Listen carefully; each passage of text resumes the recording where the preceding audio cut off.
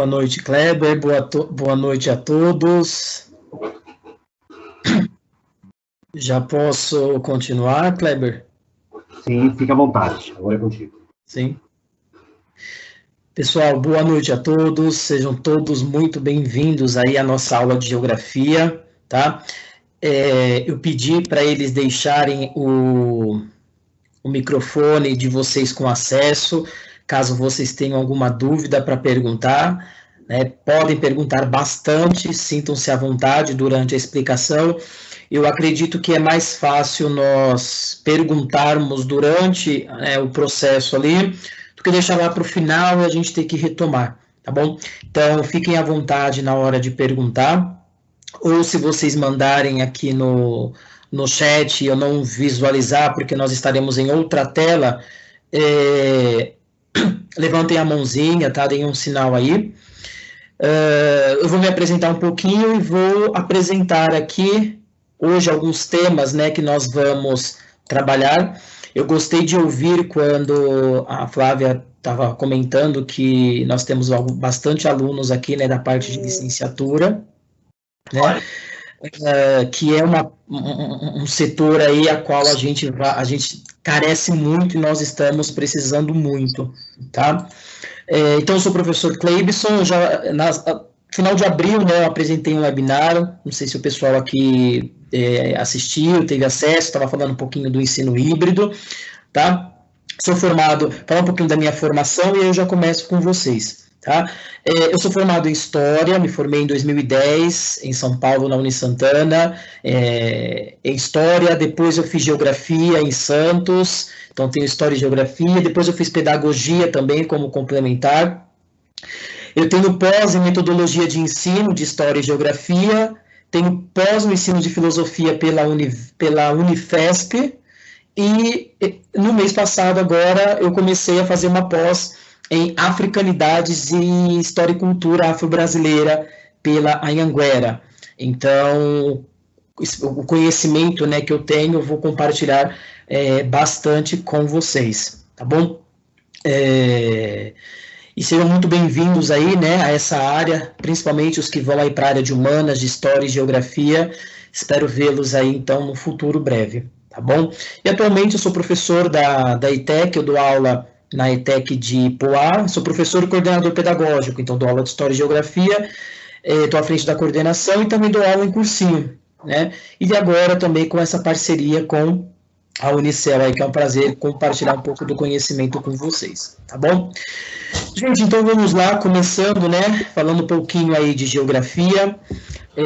Eu tenho algum material, mas o material que eu mais utilizo nas minhas aulas, eu vou apresentar para vocês, é esse daqui, tá? Eu não sei se vocês têm acesso, não sei se vocês já utilizaram, já viram em algum momento, até mesmo quem vai fazer aí, né, o vestibular para licenciatura em geografia, é o site do Google, né, o Google Earth, e aí quando a gente coloca para iniciar, aparece a Terra, e com o mouse a gente consegue visualizar, né, todo momento. Então, as minhas aulas de geografia, que são pela plataforma Teams, eu faço esse mesmo esquema com os alunos. É muito mais fácil de entender. Tem alguns slides também, eu tenho bem pouco slide, mas como a gente vai falar de espaço, de transformação, de território, talvez entendermos um pouquinho aqui, né, com esse site aqui, tá? Fica mais fácil a compreensão, certo? Bom, primeiro, o que é a geografia, né? Essa ciência da Terra, essa ciência que estuda a Terra. Nós temos aqui a principal característica dentro da geografia, que é a relação entre a sociedade e o meio. E esse meio é representado pelo homem. Então, por exemplo, em história, nós estudamos a transformação do homem no tempo. Né? A gente divide lá todas as épocas da história e tenta entender ali, né, todo um processo político, econômico, social que o homem criou, que o homem desenvolveu ao longo da história, certo?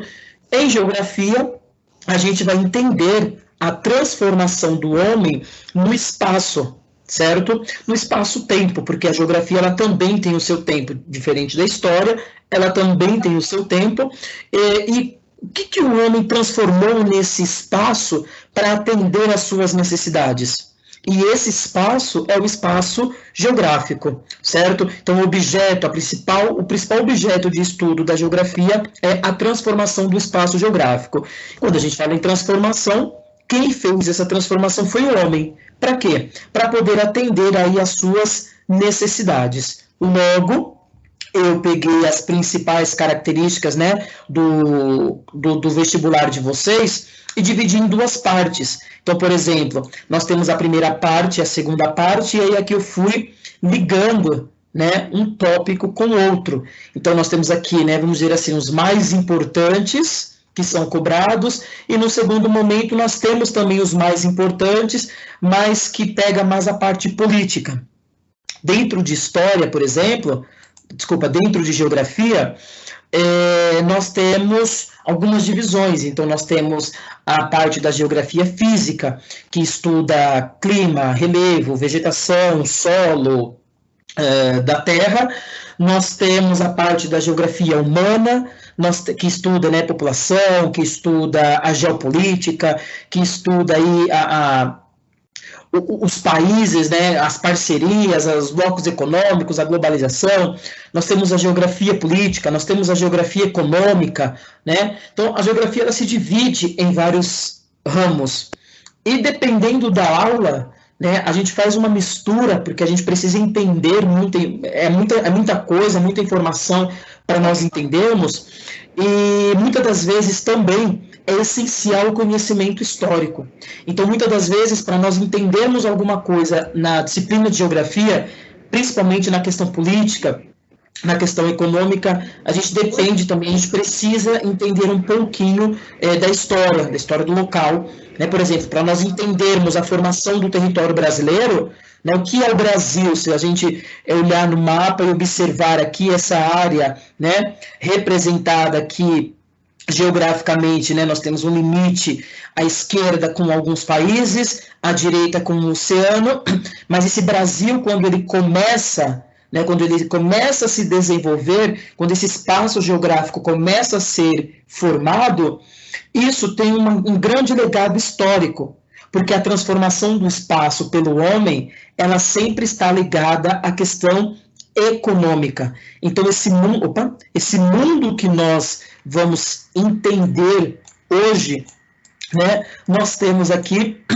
um mundo transformado por uma questão econômica, ok? Então, a gente começa falando sobre a organização do espaço geográfico, a organização do espaço, tanto nacional quanto mundial, tá?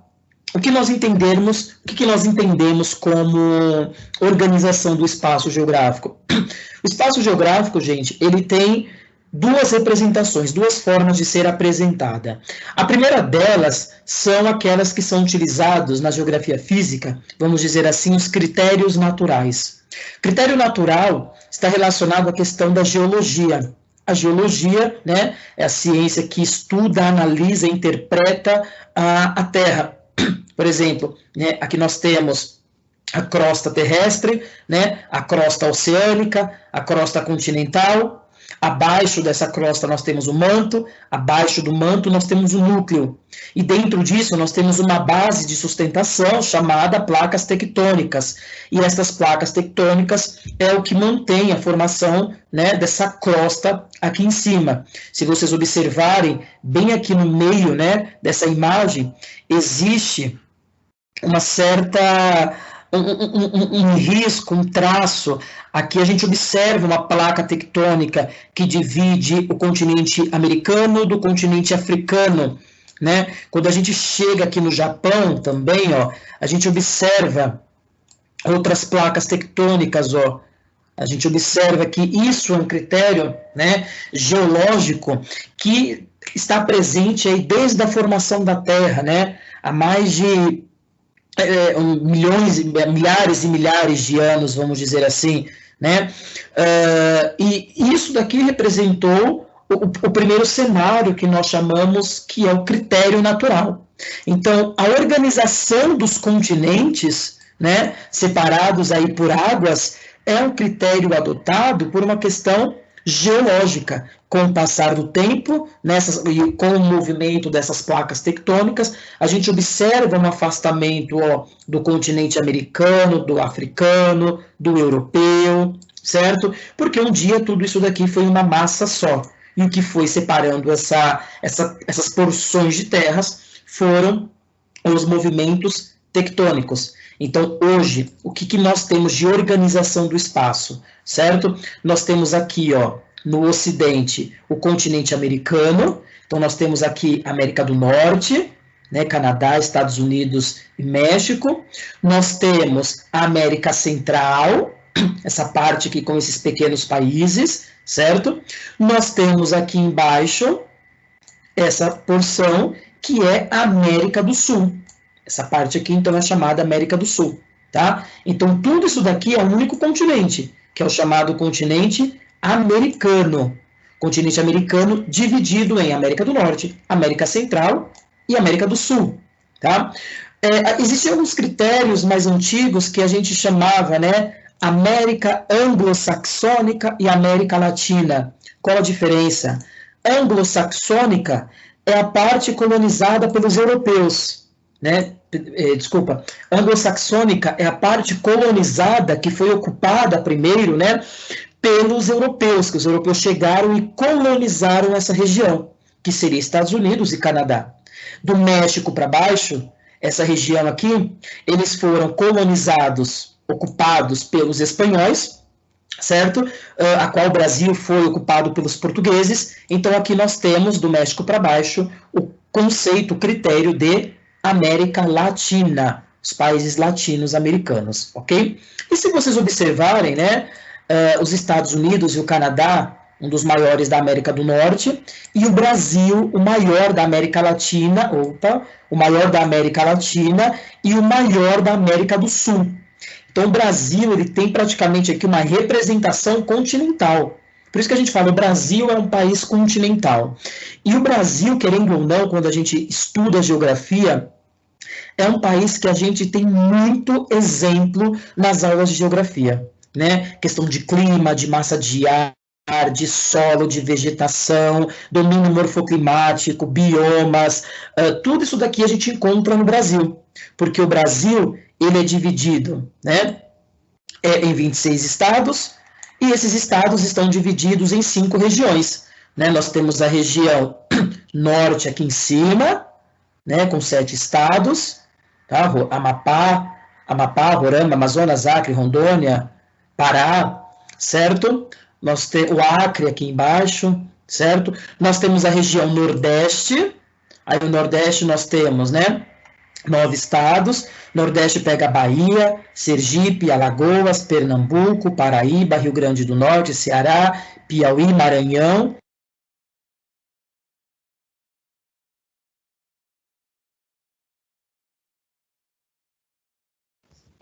Cleibson, seu microfone está fechado, por favor. Opa, fechou. Ok. Nós temos aqui, então, a parte, né, do Centro-Oeste, Mato Grosso do Sul e Goiás. Nós temos a região Sudeste, Minas Gerais, São Paulo, Rio de Janeiro e Espírito Santo. Nós temos a região Sul, Paraná, Santa Catarina e Rio Grande do Sul. Então, essa é a atual organização do espaço geográfico a nível nacional. Ok? Lembrando que todas essas regiões, ou esse Brasil, ou essa América, nunca foi assim. Nós estamos hoje discutindo em cima de uma coisa pronta, de um espaço delimitado pelo homem, um espaço onde já tem a sua política, a sua economia, a sua cultura, tudo isso formado, tudo isso constituído. Mas para nós entendermos a formação disso daqui, a gente precisa se debruçar no passado histórico, aonde envolve a questão econômica, né? O Brasil, quando a gente fala assim, a formação do Brasil se deu por onde? A formação do Brasil se dá por uma exploração, onde a gente começa pelo Nordeste, com a chegada dos portugueses, né? Principalmente Bahia, Rio de Janeiro, Recife, e essa exploração que vai se dar no território que vai ser denominado como Brasil é através de uma questão econômica. Então, por exemplo, o Brasil ele cresce muito, ele se desenvolve, porque nós temos diversas regiões que contribuíram para a formação econômica do Brasil com o passar do tempo. A gente começou com a exploração do pau-brasil. Pau-brasil, o primeiro produto encontrado pelos portugueses, aqui do Rio de Janeiro até o Rio Grande do Norte. Essa era a área, né, de exploração do pau-brasil, certo? Logo depois, a segunda atividade foi a cana-de-açúcar. A cana-de-açúcar, o Nordeste, né, Pernambuco, principalmente, foi a maior concentração dos engenhos de açúcar, depois de São Paulo, aqui da Vila de São Vicente, certo? Depois, no século XVIII, nós temos a mineração, e aí nós temos a exploração de um território, de uma capitania, de uma região que vai ser Minas Gerais, e de Minas Gerais, os bandeirantes, eles começam a explorar, né, várias outras partes do Brasil. Aí começa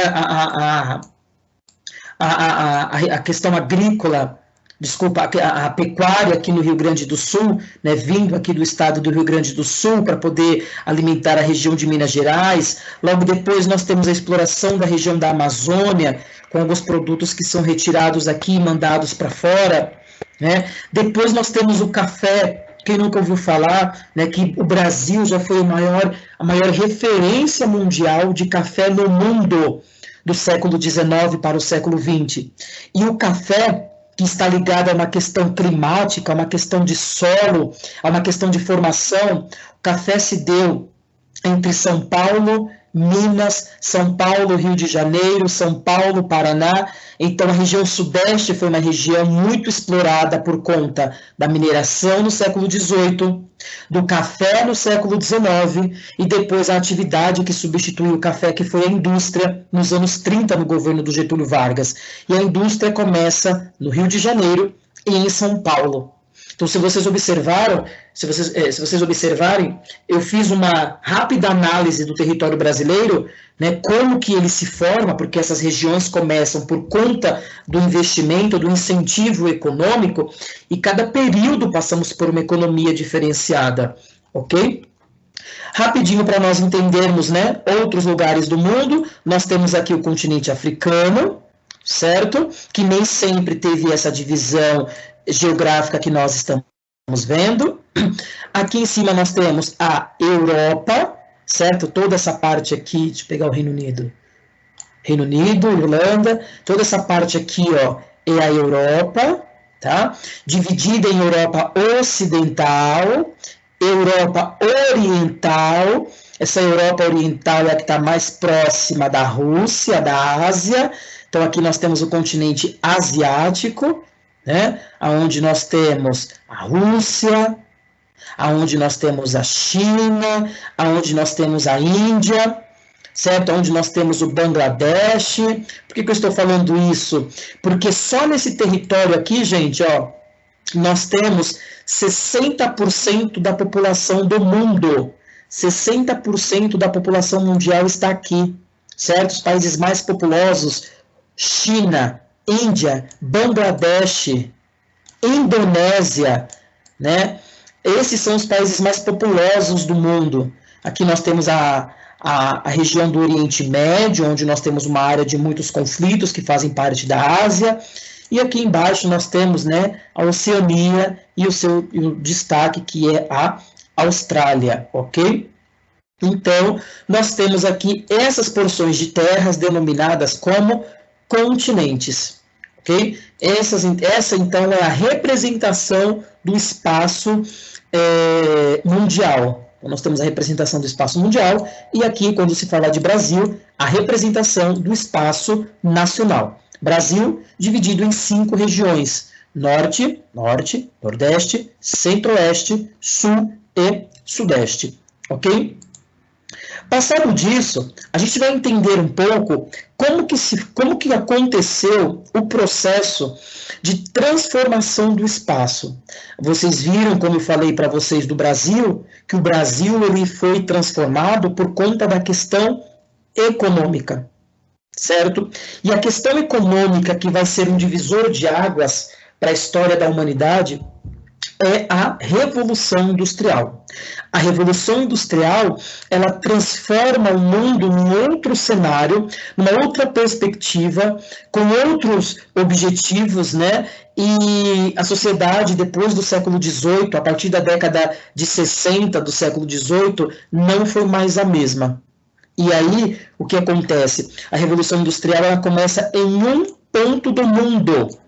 Ela começa em um lugar do mundo, que foi na Inglaterra, onde hoje nós temos aqui o chamado Reino Unido. Começa na Inglaterra, certo?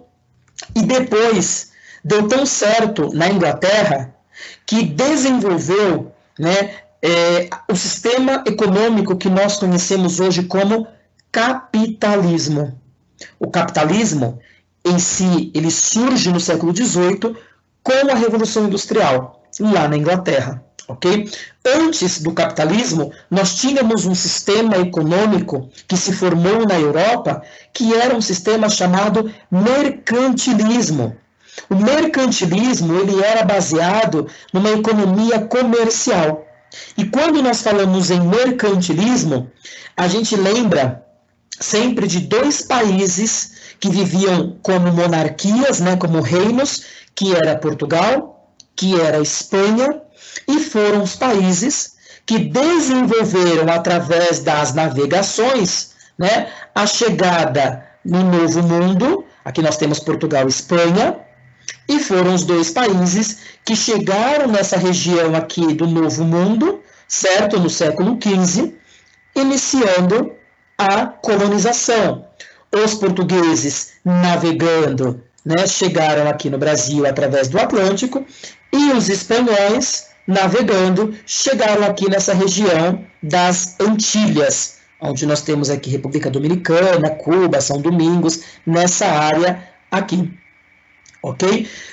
E o que alimentava, então, esse sistema mercantil na Europa? Aí, logo depois, nós temos a França, nós temos a Inglaterra, que vai colonizar aqui os Estados Unidos, o Canadá, tal. Nós temos aí o sistema comercial, a qual ele é alimentado através do chamado Pacto Colonial. O Pacto Colonial, né, só para nós entendermos um pouquinho como funcionava, nós tínhamos aqui no Novo Mundo, na América, as colônias, como o Brasil era uma colônia de Portugal, que eram as metrópoles. Portugal e Espanha são as chamadas metrópoles, e metrópole a gente vai ver na aula de urbanização, que representam grandes cidades, ok? Então, tudo que era explorado aqui era levado para cá. O que divide esse mundo mercantil, né, é o desenvolvimento da Revolução Industrial, no século XVIII, aqui na Inglaterra.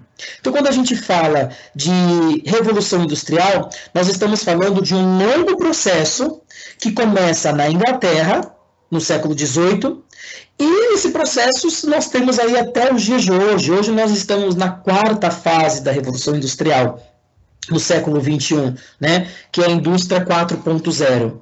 E o mundo se transforma por conta da Revolução Industrial. A Revolução Industrial deixou o homem mais consumista. A Revolução Industrial transformou, né, as necessidades, o consumo aí cada vez mais, a transformação do espaço, o crescimento das cidades, a migração do campo para a cidade, né, crises econômicas, guerras mundiais, tudo isso está relacionado a um processo de Revolução Industrial. Tudo começa, então, lá na Inglaterra, na década de 60 do século XVIII, certo? Aonde a Inglaterra ela tinha condições de fazer as primeiras atividades de artesanato, né, através de duas matérias-primas. A Inglaterra tinha o algodão e tinha também a lã. E são com esses dois produtos, né, que nós temos aqui a formação de uma primeira atividade. Essa primeira atividade que nós temos lá na Inglaterra é a transformação de um produto de uma matéria-prima, desculpa, a transformação da matéria-prima em um produto manufaturado, certo? E no primeiro momento, a transformação da lã e do algodão, eles eram feitos, né, de forma manual. E isso daqui levavam dias para poder tecer a lã, tecer o algodão, né, o tear, as máquinas, vamos dizer assim, elas não eram ainda tecnológicas avançadas, então era tudo feito ainda fio a fio, certo? E aí com essa transformação que nós temos aqui, né, nós temos a substituição do artesanato, dessa espécie, né, de produção, por uma produção mais rápida, por uma produção em série. E isso trouxe como consequência a divisão do trabalho, e a divisão do trabalho automaticamente aumentou a produção, trazendo como consequência a saída do campo e a transformação, o início da vida na cidade. Então, a Revolução Industrial, ela foi responsável pelo êxodo rural e pelo processo de urbanização. Quando a gente fala que começa na Inglaterra no século XVIII, é porque a Inglaterra tinha condições para isso. Quais eram as condições que a Inglaterra tinha? Primeiro, a Inglaterra tinha chamadas leis de cercamentos, né? A burguesia que vivia na Inglaterra compravam terras, se apropriavam daquelas terras e cercavam aquelas terras para a criação de ovelhas, daí que vem a lã, né? Ato de navegação, que significa que toda mercadoria da Inglaterra ou toda matéria-prima só poderia circular em meios de transporte que fossem da Inglaterra, para evitar qualquer tipo de sabotagem. Então, se fosse para buscar matéria-prima, se fosse para vender, né, buscar matéria-prima, eu falo nos Estados Unidos, que nós conhecemos hoje, porque lá eram as colônias da Inglaterra. Então, para transformar esse primeiro processo que nós entendemos como indústria, algumas coisas vinham de fora, como o algodão, certo? E o ato de navegação representava que era somente através de embarcações inglesas. A Revolução Gloriosa na Inglaterra estabelece a monarquia parlamentarista, e essa monarquia parlamentarista tem uma parceria com a burguesia daquela época, né? E essa burguesia, ela está ligada a um processo histórico e religioso que eram os puritanos. Os puritanos são aqueles protestantes lá do século XVI, quando a gente entende um pouquinho da reforma religiosa.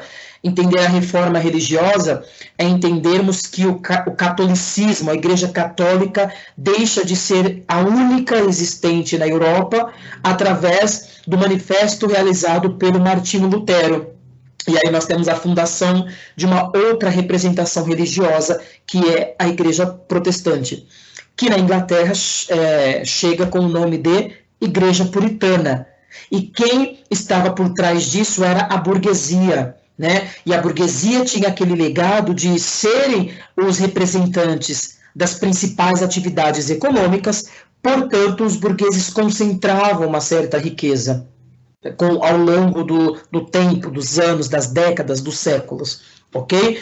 Isso, na verdade, são questões históricas que eu estou falando para nós entendermos que a Inglaterra teve toda uma estrutura para desenvolver a Revolução Industrial, diferente de outros países do mundo depois. Recursos minerais. Na Inglaterra, no subsolo, foram encontrados minério de ferro, foi encontrado carvão, que vai ser utilizado como fonte de energia, que até então era desconhecido, né? Oferta de mão de obra. O que é oferta de mão de obra? Uma mão de obra barata.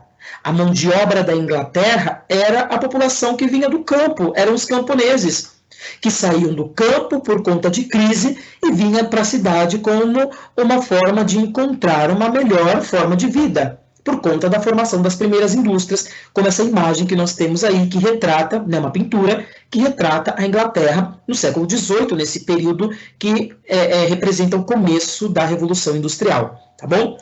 Outra informação importante é a posição geográfica da Inglaterra. Por que a posição geográfica? Porque a Inglaterra, ela não precisa de autorização de nenhum país para poder entrar mercadoria ou não. Então, isso contribuiu bastante com ela, né? Diferente de outros países, como Portugal, que antes recebiam os produtos que vinham da China e da Índia pelo mar Mediterrâneo. E o mar Mediterrâneo depois ficou controlado pela Itália, porque o principal porto de acesso na Europa era aqui em cima, na cidade de Veneza, certo? Gênova e Veneza. Então, chegou um determinado momento que a Itália rompeu, e aí começou a cobrar impostos. E aí os portugueses não quiseram e se lançaram pelo Atlântico, que vai desencadear as navegações. Já a Inglaterra não teria esse problema, ok? E para finalizar, a Inglaterra tinha colônias. Onde eram as colônias da Inglaterra? Aqui. Eles colonizaram, né, os Estados Unidos, na faixa leste. Então toda essa região aqui, ó, eram colônias da Inglaterra. Geórgia, Carolina do Norte, do Sul, Virgínia, Nova Jersey, Delaware, Pensilvânia, Nova York, Maine, tudo isso daqui eram colônias da Inglaterra, que era a região que eles ocupavam, certo? Da onde eles tiravam, então, algodão. Isso contribuiu, então, para a chamada Revolução Industrial. O que a Revolução Industrial trouxe? O que a indústria, então, né, dentro da Inglaterra, trouxe como consequência? Primeiro, nós temos o êxodo rural.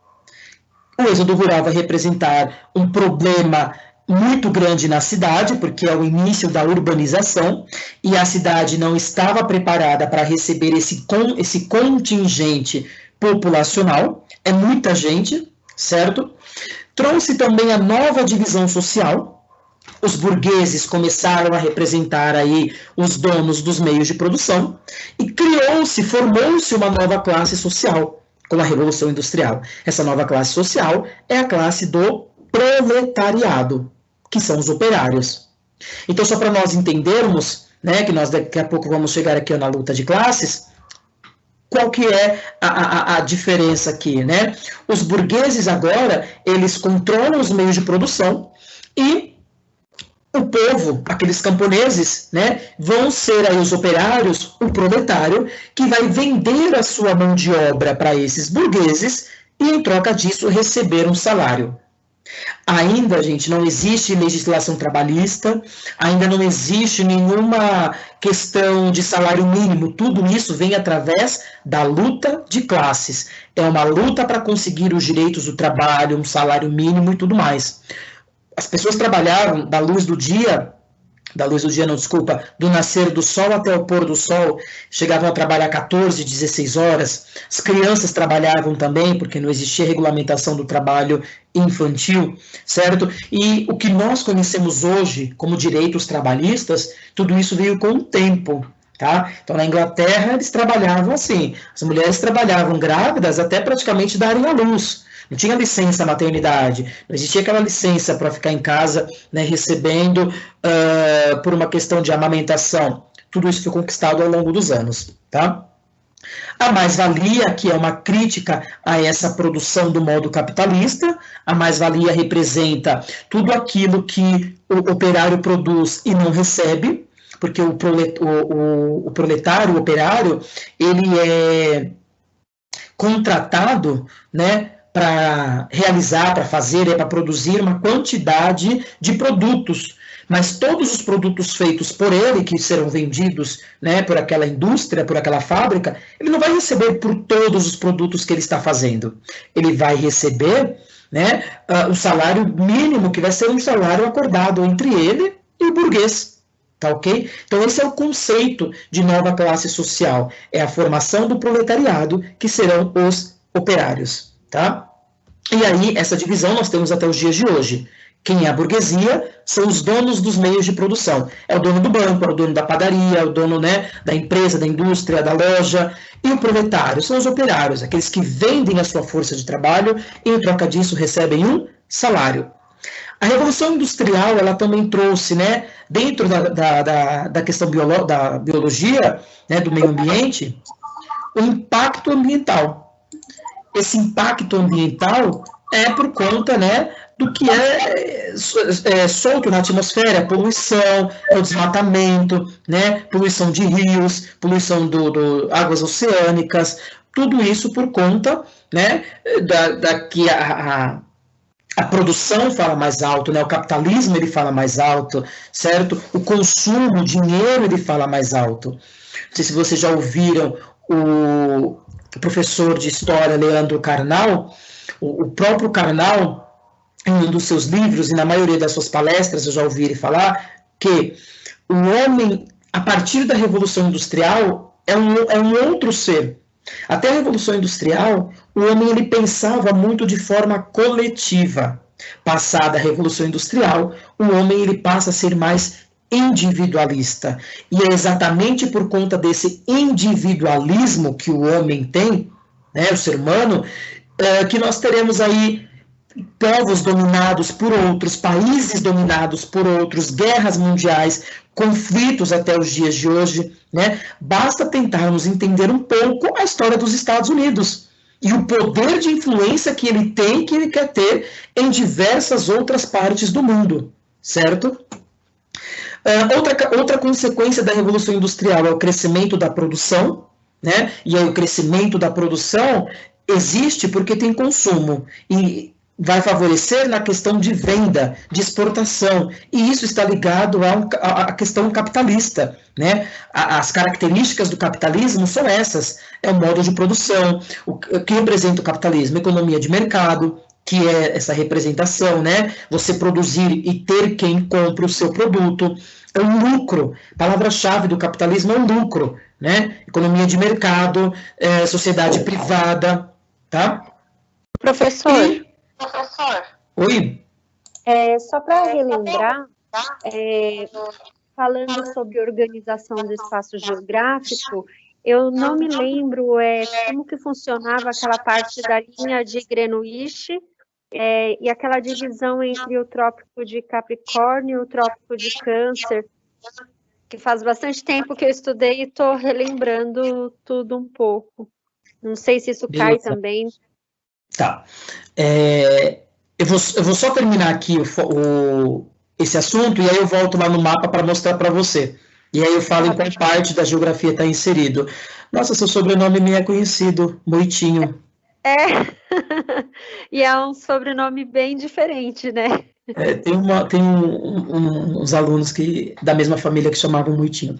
E aí, gente, nós temos também o consumo de recursos naturais e combustíveis fósseis, como carvão, minério de ferro, né, que acabou sendo aí cada vez mais explorado. Tá? Antes de responder a pergunta da Tatiane, só para nós fecharmos aqui o raciocínio, rapidinho, gostaria que vocês observassem aqui, né, o que é a Inglaterra, né? Então, isso daqui nós temos aqui também, é a mesma coisa daqui, tá? Só separei lá.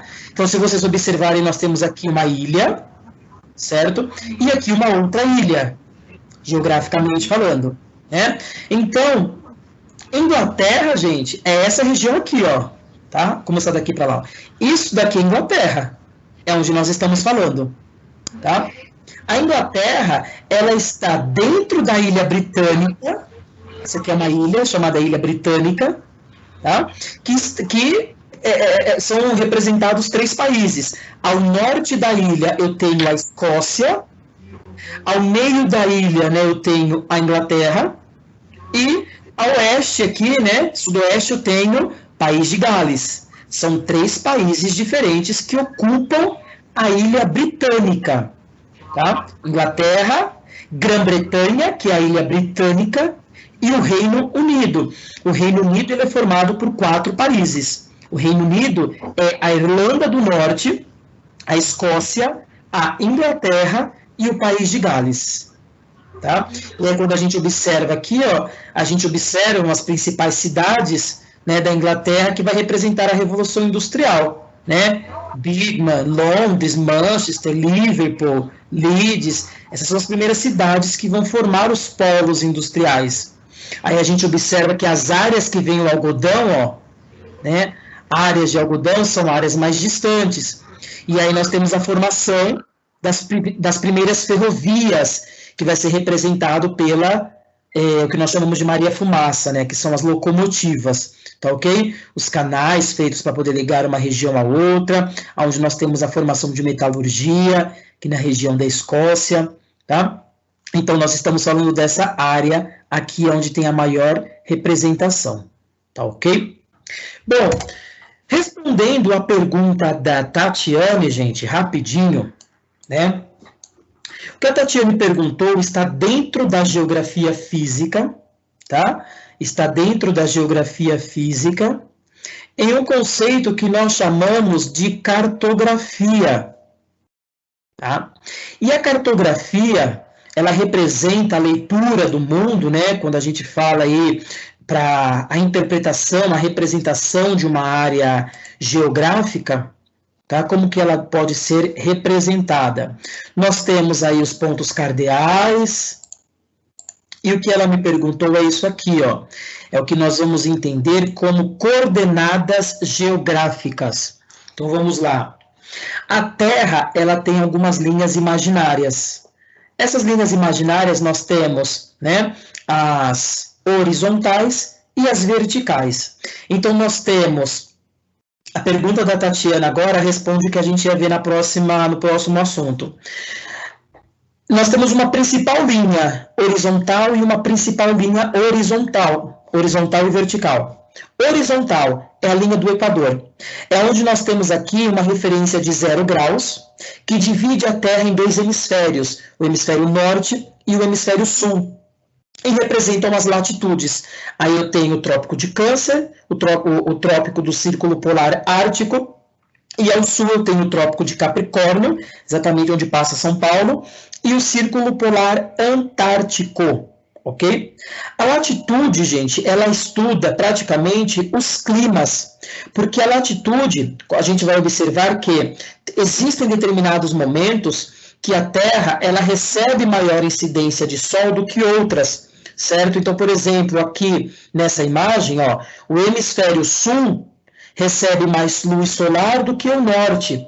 Isso está relacionado às estações do ano, né? Porque a Terra, nós temos aí, né, sistema dela de rotação, representando os dias e as noites, sistema de translação, que vai representar aí o sistema anual, onde está representadas as estações do ano. Por exemplo, nessa formação que nós temos aqui dessa imagem, quando o Sol está com maior concentração no hemisfério sul, aqui é verão, e aqui em cima é inverno. Então, a latitude permite a gente estudar os climas também, tá? Já a longitude permite a gente estudar o quê? Os fusos horários, as divisões de horários que nós temos no mundo. Por exemplo, em Londres, na Inglaterra, nós temos o meridiano de Greenwich, que marca o horário oficial.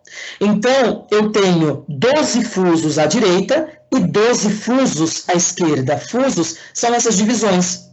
A cada divisão que eu tenho à minha direita, eu aumento 1 hora a contar de Londres. A cada fuso à esquerda, eu diminuo 1 hora a contar de Londres. Por exemplo, o Brasil, ele está inserido, né, uma parte do Brasil, onde nós temos aqui São Paulo, Sul, Nordeste. Essa parte aqui que nós estamos a menos 3 fusos da Inglaterra. Então, nós estamos atrasados 3 horas da Inglaterra, tá? Por exemplo, agora são 8h30, lá na Inglaterra são 23h30, né? São 11h30. Assim como os nossos vizinhos aqui de Mato Grosso do Sul, lá ainda é 7h30 da noite, porque lá é 4 horas a menos que a Inglaterra. Então, isso daqui, quem vai para a geografia, quem for para a área da aviação, né, quem estuda bastante isso daqui, tá? Que determina, então, os fusos horários. Então, o que a Tatiane perguntou da questão geográfica, né, está dentro de cartografia no que nós chamamos de coordenada geográfica. Uma coordenada é o encontro entre um paralelo, que são as linhas horizontais, com um meridiano, que são as linhas verticais. Tá? Na Terra nós temos uma representação, uma coordenada que a gente fala. Aí nós temos norte e sul, latitude, leste e oeste, longitude. Tá? Não existe longitude norte e não existe longitude sul. Longitude é leste e oeste. Assim como as latitudes só existem norte e sul. O que divide o globo em 2 partes é o norte e o sul. É a linha do Equador, que divide em hemisfério norte e hemisfério sul. O que divide em leste e oeste é o meridiano de Greenwich, ok? Certinho? Daqui a pouco a gente vai entender para confundir ainda mais essa questão de norte e sul, por nada. Então, gente, quando a gente fala de Revolução Industrial, a gente tem que entender que a Revolução Industrial, a princípio, nós temos 3. A primeira, a segunda e a terceira. Né? Nós temos uma quarta agora, mas geralmente não é tão cobrada. A quarta é mais se for a questão de atualidades.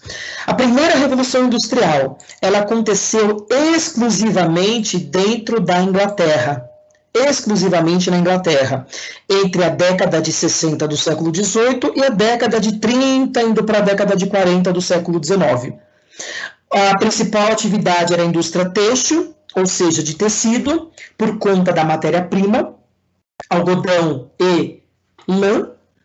A tecnologia utilizada foi o vapor. O principal combustível foi o carvão, né, encontrado no subsolo da Inglaterra em grande quantidade, e os primeiros meios de transportes desenvolvidos foram os barcos a vapor e as locomotivas, então transporte marítimos e de ferrovias. Isso é o que marca o que nós entendemos como primeira Revolução Industrial. A primeira Revolução Industrial deu tão certo que quando chegou no século XIX, a partir da década de 30 para a década de 40, dos anos 1800, alguns lugares do mundo decidiram também adotar esse critério. Aí nós temos a Europa Ocidental, o Japão e os Estados Unidos.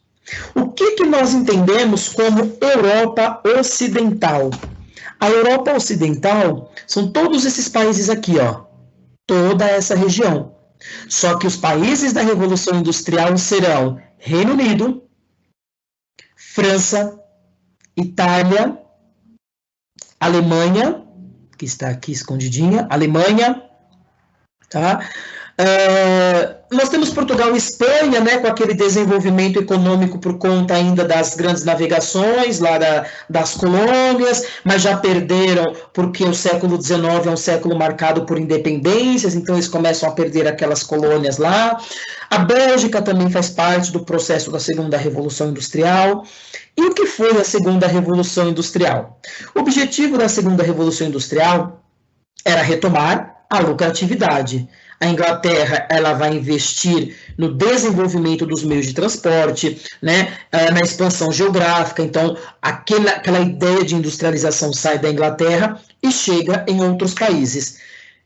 E 3 partes do mundo vai representar de forma essencial a Segunda Revolução Industrial. São Europa Ocidental, Japão e Estados Unidos. Certo?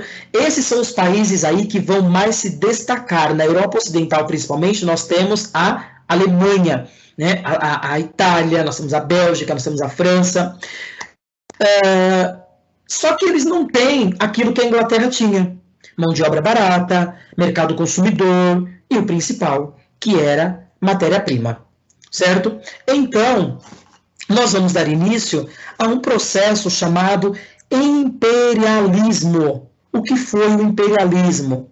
O imperialismo foi uma área de dominação. O que a Inglaterra, a França, nesse momento, né, que são as líderes econômicas da Europa, vão fazer no século XIX? Vão ocupar regiões do mundo em busca de matéria-prima.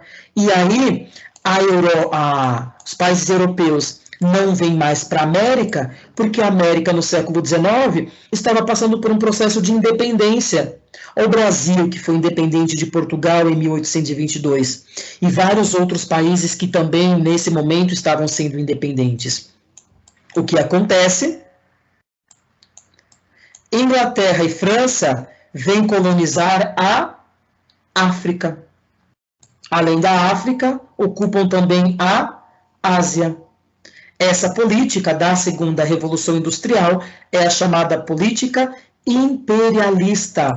O que é o imperialismo? É a ocupação da África, se vocês observarem aqui, né, pelos europeus.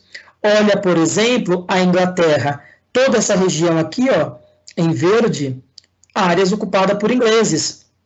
Aqui nós temos Portugal, né, na Angola, Guiné, Moçambique, a Bélgica aqui nessa região do Congo, nós temos a França, olha o tanto de território que a França pegou.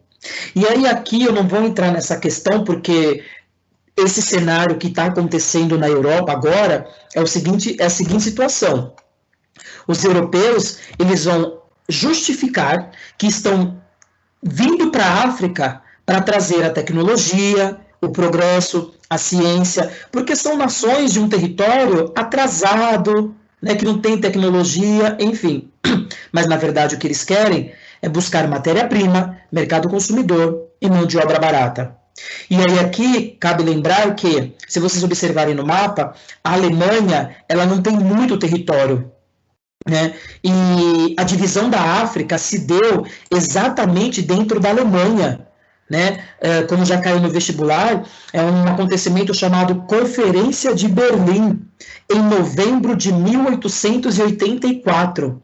A Alemanha se formou como nação em 1870, porque isso daqui, né, a geopolítica da Europa, não é essa mesma que nós entendemos hoje. Se nós pegarmos a Europa antes da Primeira Guerra Mundial, não é isso aqui, tá? Isso aqui é uma Europa pós-Guerra Fria. Esses países que nós temos aqui. A Europa passou por muita transformação. A Alemanha, ela era recente. A Alemanha, ela dá início, né, à ciência e à empresa capitalista, à transformação química na segunda Revolução Industrial. A Alemanha que nós conhecemos como Alemanha nazista, a Alemanha do Hitler, ela foi um baita de um império, né, que teve aí a maior indústria bélica, a maior indústria em produção de armas do mundo no século XX, no começo do século XX. Tanto que foi ela que começou a Primeira Guerra, tanto que foi ela que começou a Segunda Guerra.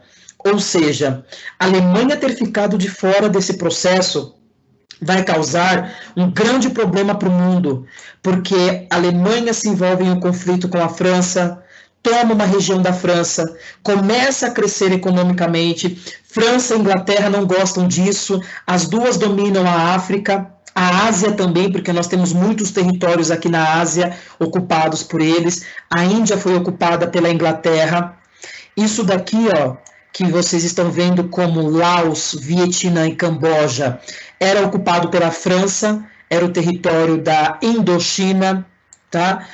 Tinha uma parte aqui ocupada pela Holanda.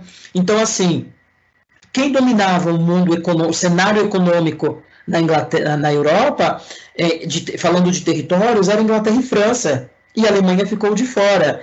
Então, tudo isso daqui eu não vou continuar nessa parte, que eu saio da geografia e entro na história, mas a gente vai chegar na Primeira Guerra Mundial.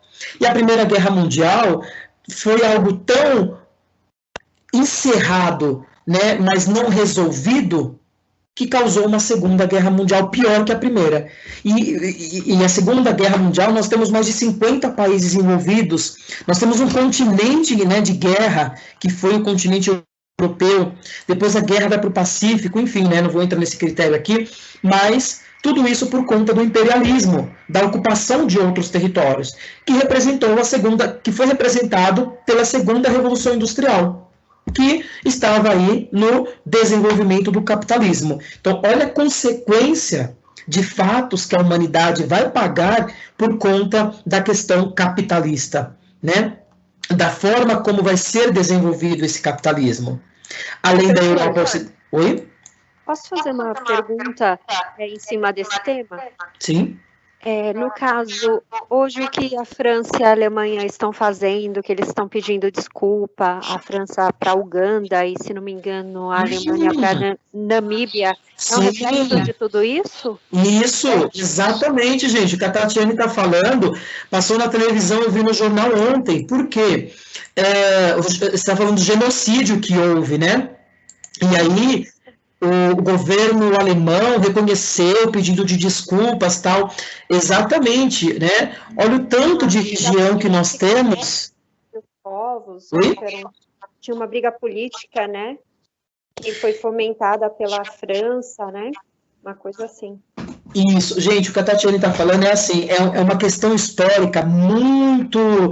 Assim, para a gente entender aqui, né, só resumindo, esses países que vão ser colonizados por alemães, por franceses e por ingleses, eles não são respeitados. Esse mapa da África aqui, essa divisão, quem impõe são os países europeus, né? Existe uma questão chamada etnocêntrica. Etnocêntrica está relacionada à etnia, e etnia está relacionada a tom da pele. E o europeu, que é o homem branco, ele se acha um homem mais desenvolvido, ele se acha um homem que tem que ser o dominador, o colonizador, né, o que vai escravizar, e aí nós temos essa representação de África, certo? Então, a questão do pedido de desculpas, lá como ela bem citou aqui, né, a Tatiana, vai muito além desse período, porque nós estamos falando de um processo de ocupação que vai se dar em 1830. Os países da África, assim como os da Ásia, eles vão começar a ter as suas independências na Guerra Fria. A Guerra Fria é depois da Segunda Guerra Mundial. Então, a África vai aproveitar o momento que os países da Europa estão economicamente muito fracos e vão começar a pedir as suas independências. Só que muitas independências dessa vai ser através de guerra, vai ser através de conflito, vão ser independências negociadas. Então, por exemplo, a Segunda Guerra Mundial termina em 1945. Os países vão alcançar as suas independências nos anos de 1950, 1960. Tem país que consegue a sua independência nos anos 70, 75. Né? O Brasil, a América já estava muito avançada, adiantada, e esses países aqui tendo as suas independências, e muitas delas negociadas aonde os governos eles estarão aliados com Inglaterra e França, e essa aliança vai fazer com que o governo que está no poder traga benefícios para esses países, né? E isso vai causar aí, por uma questão também religiosa, a falta de democracia, que é onde vai começar uma série de movimentos, revoluções aqui no norte da África, por exemplo, que estourou aí a Primavera Árabe no ano de 2010, né? 2010 para 2011, agora a gente completa 10 anos, né? Que é uma tentativa de derrubada de governo, de impor a democracia. Aqui é onde nós temos Argélia, Líbia, Egito, aí vem aqui, ó, Arábia Saudita, Tunísia, toda essa região aqui. Então, são problemas que estão enraizados há muito tempo, tá? E a segunda revolução industrial, a gente não pode esquecer também que não era só a Europa, nós tínhamos o Japão. Só que o Japão, por enquanto, ele vai ocupar a Coreia, a China, toda essa região aqui do Oriente foi ocupada pelo Japão. E do outro lado do mundo, nós tínhamos os Estados Unidos. Os Estados Unidos não ocupam nenhum território, porque os países da América estavam alcançando as suas independências, então os Estados Unidos estabelecem um plano de expansão econômico, chamado Doutrina Truman, do presidente Truman. Desculpa, doutrina Truman não, isso daí é Guerra Fria. Ele vai estabelecer uma doutrina, eu esqueci agora o nome do presidente, tá? Que vai representar aí a América para os americanos. Essa doutrina vai representar que quem vai ajudar os países da América que estão surgindo agora, né, será os Estados Unidos. Eles que irão ajudar esses países aí a partir de agora. Então, os Estados Unidos, a doutrina Monroe, lembrei, doutrina Monroe, é a ideia do expansionismo geopolítico, ou seja, nós temos uma questão de ajuda para os países americanos, certo? Sendo realizada pelos Estados Unidos. É uma política que vai contra o imperialismo, que é aquilo que estava acontecendo na África pelos países europeus, tá ok? E aí nós temos, então, essa representação dos Estados Unidos. O que a gente marca também aqui, falando de industrialização e dos Estados Unidos, é que os Estados Unidos vai avançar em 4 campos fundamentais. Os Estados Unidos vai desenvolver no século XIX, nesse momento de segunda revolução industrial, a eletricidade, eles vão desenvolver o aço, eles vão desenvolver o petróleo e eles vão desenvolver o motor. Então, tudo isso ajudou e muito os Estados Unidos e principalmente na criação de empresas cada vez maiores, tá? Então, essa é a segunda Revolução Industrial, que vai de 1830, mais ou menos, até os anos de mais ou menos 1940, que é o período da Guerra Fria. E aí, a partir dos anos 50, 70, nós temos a terceira Revolução Industrial. A terceira Revolução Industrial mesmo, de fato, é na década de 70, porque nós temos a informática e a internet. E aí isso vai ser um divisor de águas dentro da tecnologia, chamando aí, representando o que nós vamos entender como terceira Revolução Industrial, certo? E só para nós entendermos um pouquinho sobre a questão da industrialização, né, nós temos os países que vão começar o seu processo de industrialização primeiro. Nós temos os países que vão começar o seu processo de industrialização primeiro. E nós temos os países que vão começar o seu processo de industrialização de forma mais tardia. Então, aqui, né, nós temos o que chamamos de contraste norte e sul.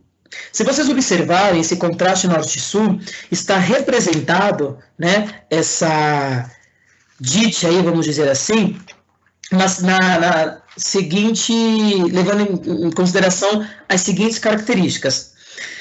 No final da Segunda Guerra Mundial, nós tivemos ali algumas diferenças socioeconômicas em alguns países do mundo, certo? Tanto socioeconômica quanto também tecnológica. E aí, o mundo ficou dividido em países desenvolvidos e países subdesenvolvidos. Países desenvolvidos são aqueles países que são aqueles que têm uma economia industrializada, aqueles que cresceram economicamente primeiro. Então, a gente observa que tem Canadá e Estados Unidos, tem aqui a Europa Ocidental e tem aqui a Austrália. Essa é a região. Então, nós temos a representação de países com as suas economias industrializadas, eles são centrais nas decisões políticas, são países que têm uma boa qualidade de vida. Os países subdesenvolvidos, que estão no mapa em cor-de-rosa, representam aqueles países de industrialização fraca, são aqueles países que têm a exportação, né, voltada para matéria-prima, agrícolas, minerais, que não é o caso do que nós entendemos lá em cima, e que tem uma forte dependência tecnológica. Em outras palavras, para esses países se desenvolverem, eles precisam da ajuda desses países aqui. Eu não sei se vocês lembram, mas nós utilizávamos os seguintes termos: países de primeiro mundo, países de segundo mundo e países de terceiro mundo. Isso não existe mais. Quem eram os países de primeiro mundo? Os países que estão aqui em cor laranja, os desenvolvidos. Quem eram os países de segundo mundo? As repúblicas soviéticas, as repúblicas que eram socialistas. Entra, no caso, a Rússia e essas que estão do lado dela, né? Cazaquistão, Turcomenistão, Ucrânia. 14 repúblicas em torno da Rússia, que eram socialistas. E países de terceiro mundo eram esses países, como nós chamamos, periféricos. Países de economias periféricas. E aí eu vou dar um exemplo do Brasil, que quando a gente fala da industrialização brasileira, nós, para desenvolvermos a nossa industrialização, a gente precisou da ajuda dos Estados Unidos. Então foi empréstimo feito dos Estados Unidos no meio da Segunda Guerra Mundial. O Brasil era governado, né, pelo senhor Getúlio Vargas, que negociou a entrada do Brasil na guerra, enviando a Força Expedicionária Brasileira em troca de empréstimo para investir na industrialização. E dentro desse período na história do Brasil, começa o que nós chamamos de desenvolvimentismo. O Brasil começa a se desenvolver com a indústria, certo? O Brasil ele deixa de ser um país agrário exportador, que era representado pelo café, e passa a ser representado como um país urbano industrial, urbano, cidade, indústria, aquilo que os países de primeiro mundo têm para se desenvolver. Então, a ideia de campo, né, a ideia de produtos agrícolas é uma ideia passada. Lembrando que para a gente entender esse processo que vai se dar na Segunda Guerra Mundial, e aí a gente precisa também entender a era Vargas no Brasil, porque o Vargas chega no poder em 1930, e o que o mundo vive em 1930 é uma crise mundial. A primeira crise do capitalismo é a crise de 1929, é a crise que vai começar nos Estados Unidos e vai afetar todos os países capitalistas, inclusive o Brasil, que era o maior produtor de café.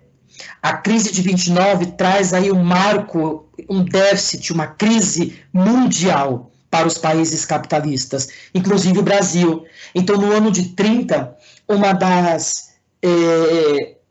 prioridades políticas que nós tínhamos aqui, né, no meio de uma república fechada, de um conceito político fechado, era mudar também a questão aí de um cenário voltado aonde ligasse política e economia. E Getúlio Vargas, quando chega no poder, transforma essa economia, né, numa economia nacionalista, numa economia que vai ser representada pelo Estado, que é a criação das estatais.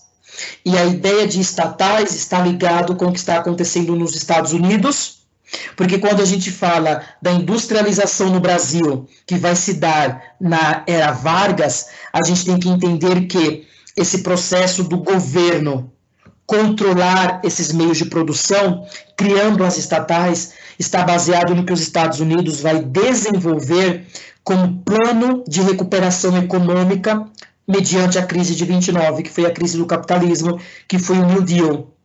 E o New Deal recuperou a economia dos Estados Unidos com a intervenção do Estado na economia. Aí o Brasil vai investir em indústria com a intervenção do Estado na economia.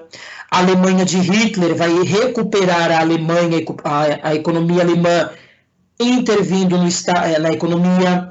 A Itália fascista de Mussolini também. Então, para nós entendermos a industrialização do Brasil, nós temos que entender também o conceito histórico que o mundo vivia entre o final da década de 20 e os anos 30, e logo depois a gente tem a Segunda Guerra Mundial, em 1939, tá? Hoje, gente, né, no vestibular, não é cobrado primeiro mundo, segundo mundo e terceiro mundo. Não é cobrado desenvolvidos e subdesenvolvidos. Hoje nós utilizamos o seguinte critério. Ao norte, países desenvolvidos. Mantém a nomenclatura. Ao sul, economias em desenvolvimento. Esse é o termo que é utilizado hoje.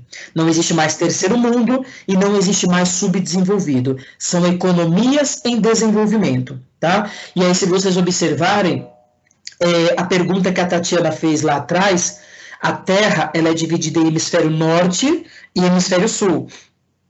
Isso do ponto de vista geográfico, que a gente vai ver na cartografia. Do ponto de vista econômico, quando a gente fala, né, desse cenário, desse contraste, nós temos um norte de países industrializados e um sul sendo representados por economias dependentes, economias em desenvolvimento, certo? E a partir daqui, nós temos aquilo que vamos chamar de DIT, Divisão Internacional do Trabalho. A Divisão Internacional do Trabalho, ela vai ter como referência aí o grau de desenvolvimento das forças produtivas. O que isso significa? Né? Que os países aqui em cima do norte, eles são os países mais desenvolvidos. Que para ajudar os países do sul, eles vão fazer o quê? Eles vão instalar indústrias aqui, e aqui embaixo, a instalação dessas indústrias, das multinacionais, é uma questão positiva para eles. Porque, por exemplo, pensa nos Estados Unidos. Os Estados Unidos vão implantar uma indústria, por exemplo, no Brasil.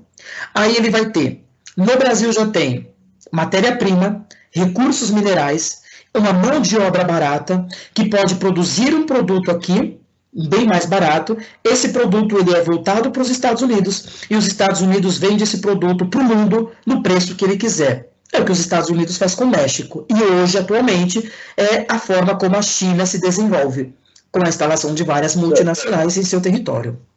Só uma pergunta. O senhor está me ouvindo? Estou sim, só estou procurando para ver quem é. Senhor Paulo. Oi, Paulo. Isso, eu queria saber assim, por que quando a exportação ela aumenta, ela acaba encarecendo para nós que somos o país da matéria-prima. Por que isso ocorre? Quando a exportação aumenta... Desculpa, eu te interrompi. Fala de novo. Porque assim, quando aumenta a exportação, por exemplo, de soja, dos recursos que tem no Brasil, ele acaba aumentando o valor para nós, né? Então, vamos supor, os outros países exportam e isso acaba causando prejuízo para nós, que acaba aumentando os valores dos produtos. Por que isso ocorre? Vamos lá. O Brasil, eu não sei se vocês já ouviram falar do funcionamento do PIB, Produto Interno Bruto. Produto Interno Bruto é a soma de todas as riquezas feitas no Brasil, tá? Feita dentro de um determinado território. E quando a gente vai avaliar ali o PIB, a gente deve levar em consideração a questão do que nós chamamos de balança comercial. Essa balança comercial, ela vai ser representada por exportação e por importação. Quando você se refere à exportação, o produto ele está saindo. A exportação gera a entrada de capital para o país. A balança comercial de um país, para ela ser positiva, a exportação tem que ser maior que a importação. Se eu vendo mais soja, né, entra mais dinheiro. É mais viável vender muito mais um produto nosso do que eu ter que comprar e gastar com o dinheiro. Então, quando chega num determinado período, geralmente trimestral, né, a cada 3 meses, nós temos aí, o PIB do Brasil cresceu tantos por cento em relação ao do ano passado. O PIB do Brasil diminuiu tantos por cento em relação ao do mesmo período do ano passado. Isso está vinculado com a questão da exportação e da importação. E aí, a questão da soja, por exemplo, que nós somos o maior produtor de soja, né, dos produtos mais exportados do Brasil, a soja ocupa o primeiro lugar. Existe também a questão, como produto agrícola, do tempo, das chuvas, né, se não foi prejudicada aquela plantação, aquele determinado terreno, né, se passou do tempo da colheita, se a colheita foi prejudicada, tudo isso também contribui.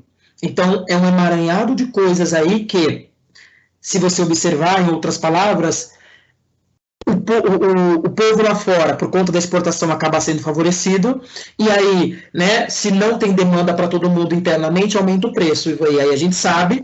oferta e procura, né, professor? Exato. É o que a gente vê o preço da carne, gente, hoje. Isso. O que o brasileiro está consumindo? A carne bovina ou o frango e o ovo? Frango e ovo. E qual é um dos produtos mais exportados que nós temos? A carne bovina. A carne bovina.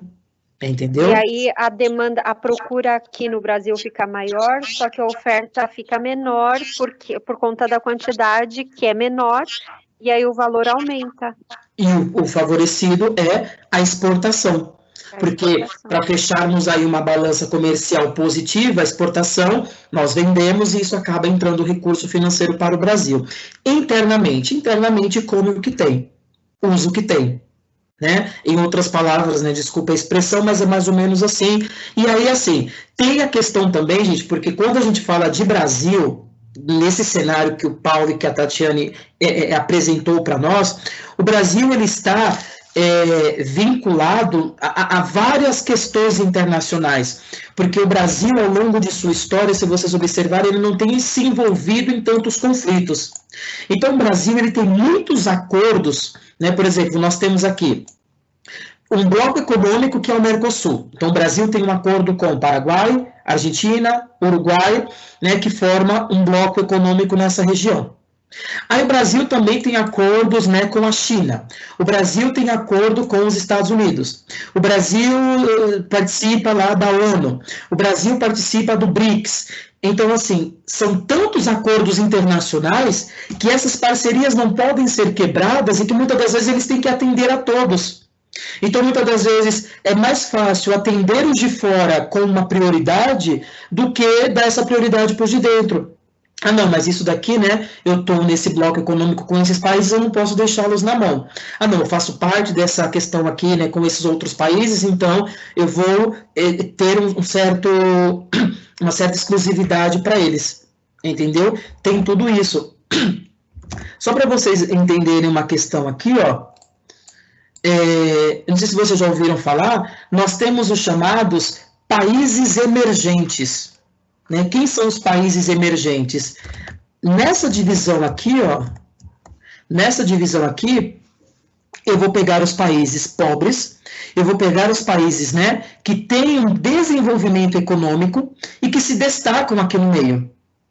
Quem se destaca aqui no meio desses países, que não tem uma economia de primeiro mundo, e a Rússia está incluída também, embora na divisão internacional ela está como desenvolvido, nós temos Brasil, Rússia, Índia e China. Brasil, Rússia, Índia e China forma o primeiro grupo dos emergentes, chamado BRIC. Lá no comecinho dos anos 2000, Brasil entrou no governo do PT, no BRIC, na formação do BRIC. Em 2010, entrou a África do Sul. Hoje, os BRICs, né, os BRICs são Brasil, Rússia, Índia, China e África do Sul, República da África do Sul. O que são esses emergentes? São os países que economicamente estão se destacando dentro desse cenário aqui, onde eles não são países considerados de primeiro mundo, mas que o seu desenvolvimento, né, tem aí se destacado. Aí esses países, eles têm uma grande população e uma grande desigualdade social. Porque, por exemplo, o Brasil é visto como um país, né, emergente, ou seja, ele está crescendo economicamente, mas nós formos discutir, que não vai ser o caso, a situação do Brasil interna, a gente observa que o norte é mais atrasado que o sudeste. A gente observa que o nordeste ele é mais atrasado que o sul. Essas classificações internas, né, geram aí as chamadas desigualdades regionais. E isso daí não vai tornar o Brasil um país de primeiro mundo enquanto houver esse grande contraste. Portanto, os países emergentes estão relacionados numa questão econômica, tá? Dentro desses periféricos. Então, aqui o que nós temos é a chamada classificação dos países desenvolvidos e economias em desenvolvimento. E aí nós temos, dentro dessas economias em desenvolvimento, hoje, os emergentes. Aí nós temos o primeiro grupo, que são os BRICS, e agora vem aí o MIST. Quem é o MIST? México, Indonésia, Coreia do Sul e Turquia. Essa é a segunda leva que está vindo aí de emergentes no mundo, tá? Então, essa ideia de implantar uma multinacional nesses países aqui embaixo, né, é uma organização do espaço aí dentro, né, da ótica capitalista, é uma distribuição da produção global, né, é uma forma de desenvolver a economia nesses países também, certo? Onde os países menos desenvolvidos contribuem com uma mão de obra barata, são América e África, são os países que mais são encontrados recursos minerais, né, Minas Gerais, região do Pará, é onde nós temos a exploração, né, de minério de ferro, por exemplo, de recursos naturais, tá?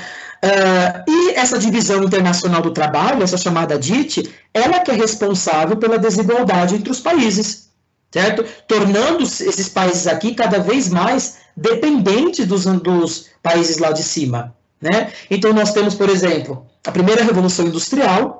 Por quê? Na primeira Revolução Industrial, a gente tem a colônia, que era os Estados Unidos, que fornecia matéria-prima para a Inglaterra, certo? Então, aquela dependência. Então, esses países aqui, né, que eram colônias, com o passar do tempo, os Estados Unidos se fortalecem, mas os outros nem tanto, são aqueles que detêm a matéria-prima, a mão de obra barata, para os países produzirem cada vez mais. A segunda Revolução Industrial mostrou isso através do imperialismo, né? Inglaterra e França ocupando a África e Ásia. E depois da Segunda Guerra Mundial, nós temos aí o mundo socialista e capitalista, né? Aquela disputa entre dois mundos e os interesses geopolíticos. É capitalismo de um lado tentando impor o capitalismo no mundo, é socialismo de um lado tentando impor o socialismo no mundo, certo? E aí depois nós temos a terceira revolução industrial, que aí já entra a questão da tecnologia e da informática, ok? E aí, gente, avançando mais um pouquinho, a consequência da industrialização vai ser o chamado processo de urbanização, né? O contexto, né, o cenário da urbanização, ele está relacionado com a história, com a sociologia, né, onde a gente aqui observa um processo da formação das cidades a partir do século XVIII por conta da Revolução Industrial. E o processo de urbanização, ele vai trazer aí, né, uma grande desigualdade no espaço, porque não tem espaço para todo mundo. A gente observa por São Paulo, né? São Paulo é a cidade que cresceu para cima, né? Porque no século XIX por conta do café, no século XX por conta da indústria, São Paulo recebeu muitos migrantes. Migrantes são pessoas que vêm de outras regiões, e São Paulo recebeu muitos imigrantes. Imigrantes são aqueles que vêm de outros países. Por conta disso, né? Nós temos aí então uma grande transformação do espaço, né? E aí São Paulo acabou crescendo para cima. Então, urbanização, primeiro, né? É um fenômeno que começa nos países desenvolvidos, e a gente entende isso porque os primeiros centros urbanos começam com a Revolução Industrial. A gente vai observar Londres, por exemplo, foi a primeira cidade ali a se desenvolver, certo? É um processo que vem dos cercamentos das terras comunais. Então as terras eram cercadas, o povo era expulso, vinha para a cidade, na cidade tinha indústria, começa então a tentar morar na cidade, e a cidade começa a crescer por conta da indústria e por conta da chegada do povo no campo.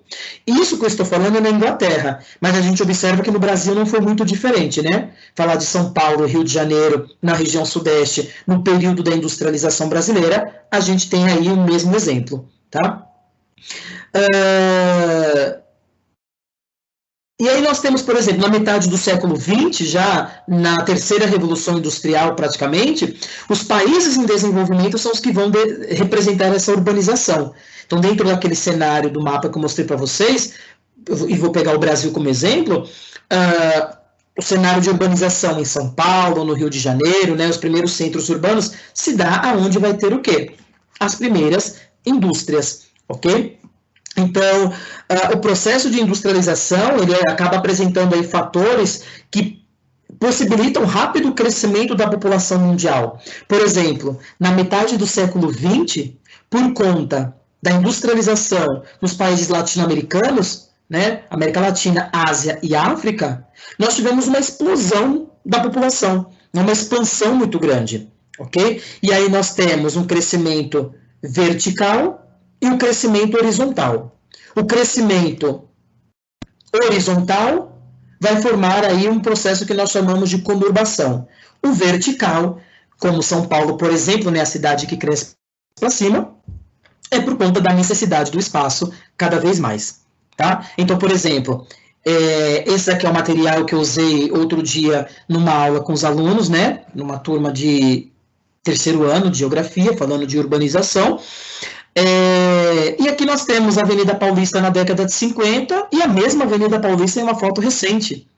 A Praça da Sé nos anos 60, nos anos 50 e o entorno da Praça da Sé depois, né? Então a gente vai observar que a cidade de São Paulo, né, representou aí, e aí aqui nós temos o centro, onde nós temos, no primeiro momento, um centro representado por moradias, né, que não são indústrias, então moradias domésticas, cada vez mais vai concentrando as indústrias nessa região, o custo de vida vai ficando mais alto, e essas pessoas vão sendo afastadas, vão sendo empurradas para os bairros mais distantes, que são os bairros periféricos, né? O extremo sul de São Paulo, o extremo leste, o extremo norte, o extremo oeste, que é cada vez mais longe do centro, certo?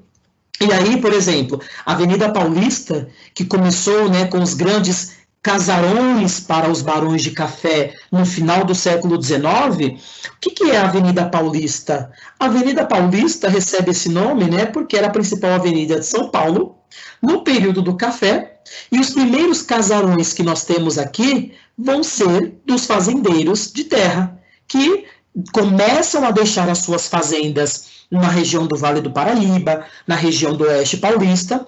Alguém vai tomar conta dessas fazendas e esses barões de café, né, vão vir para onde? Vão vir para a cidade e começar uma nova vida.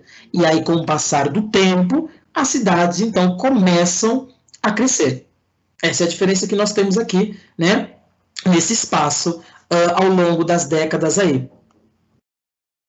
Aí nós temos a primeira representação de expansão, que é a expansão horizontal, né? Então nós estamos falando de crescimento para os lados. Esse mapa aqui, né, para quem assiste Bom Dia São Paulo ou algum tipo de jornal local aí, vocês estão cansados de ver essa região, né? Nós temos aqui então os primeiros núcleos urbanos que começam a crescer e começa a formar uma grande área urbanizada, certo? Que vai além do município de São Paulo. Aqui nós temos a região, o mapa da região metropolitana, né? Aqui nós temos o município de São Paulo, que compreende, né, a Zona Norte, a Zona Sul, a Zona Leste e a Zona Oeste, e o entorno, né? Essa conurbação levou aos limites do município de São Paulo uma nova região. E essa nova região que nós temos aí é a região metropolitana. Aí nós temos a região metropolitana, a parte norte, a região metropolitana oeste, a região metropolitana sudoeste, a região metropolitana sudeste e a região metropolitana leste. Certo? Passado disso, aqui nós temos o interior e aqui embaixo nós temos o litoral. Ok? Então, a região metropolitana de São Paulo, assim como a região metropolitana do Rio de Janeiro, de Belo Horizonte, tudo isso se deu, de Minas, né? Tudo isso se deu por conta da expansão horizontal. O que nós temos nessas regiões ao entorno do município, né, são regiões que têm uma outra representação política, né, de prefeitos, de vereadores, enfim, e uma outra autoridade, um transporte também, né, que diferencia entre uma região e outra, mas que elas estão crescendo, assim como o município de São Paulo começou a crescer também, né? Quando a gente fala de São Paulo, por exemplo, nós temos aí, por exemplo, né, os primeiros bairros operários. São Paulo começa a crescer no começo do século XX, nos bairros da Moca, do Brás, do Pari, né, Barra Funda. Esses são os primeiros bairros de São Paulo que começam aí a surgir. Então, a conurbação, gente, é uma área urbana que foi desenvolvida lado a lado, certo? Com a união de duas ou mais cidades. E aí a gente observa, né, vários outros municípios que nós temos aqui, né, que corresponde aí já a uma outra política, tá? Essa, então, é a chamada conurbação dentro do processo de urbanização.